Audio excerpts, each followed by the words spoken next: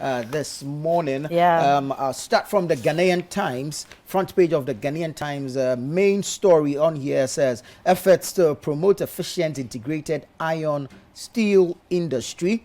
Master plan developed. Awaits cabinet approval for implementation. Comes with a picture of the Deputy Minister for Lands and Natural Resources, George Mreku Duka.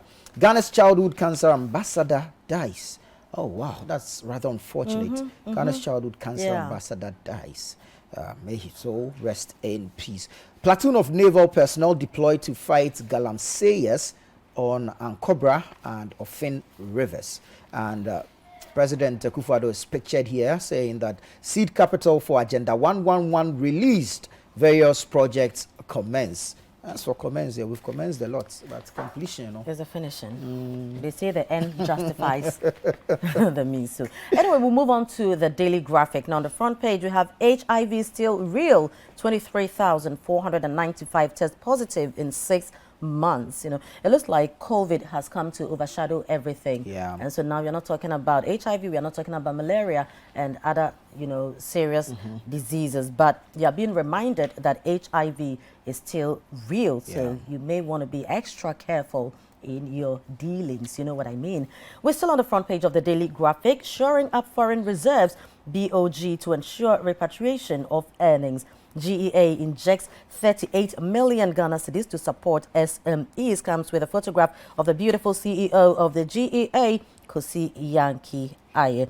LaBianca denies OSP's report, seeks legal redress. I like the way the Inquisitor has captured the investigation into the auction sales. It says OSP investigation into auction regime, stomach disorders among some ministers, prominent chiefs, journalists, and party functionaries. Charlie, if you know you bought an auction car and you go through the right means, Kisia Jabe is coming for you.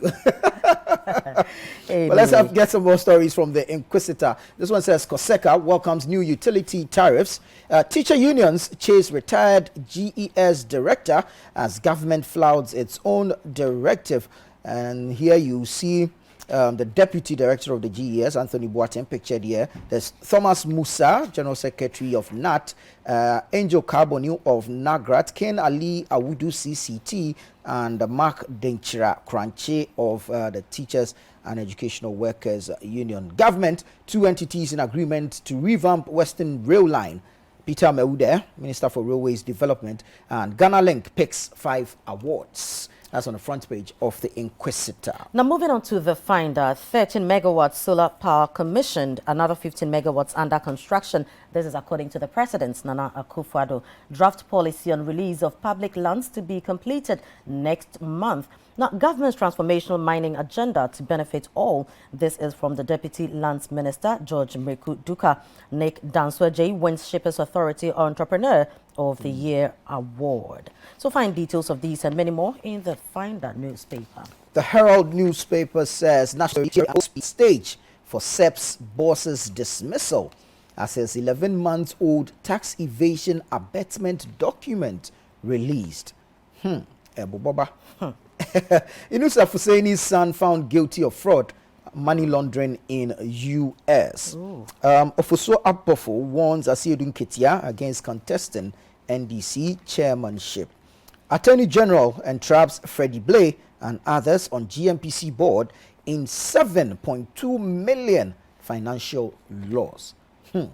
The way the country's economy is, and when you see or hear some of these figures, I mean, it gets you wondering, so all this money is here? The monies are here. Anyway, moving on to the new crusading guide, Public Lands Administration, Ghana running an opaque system. This is according to Occupy Ghana. Now, court issues bench warrant for Tema West Nadmo boss over illegal demolition of Washing Bay. Navy personnel deployed on Ankobra and Ofin rivers to halt Galamsey permanently. Can that happen? Kosika welcomes new utility tariff, says it could have been worse. Education is my topmost priority, Chief of Kwawu Nkwetia promises. And Ghana Link picks 5 awards at 5th edition of Ghana Shippers Awards. All right, the new publisher says KKD's attacks on NLA boss backfires. Samia Wuku pictured here. Fear grips auction cars buyers as OSP probes who bought what? Wounded ODK fights back, and GIFEC acquires more sites for rural connectivity.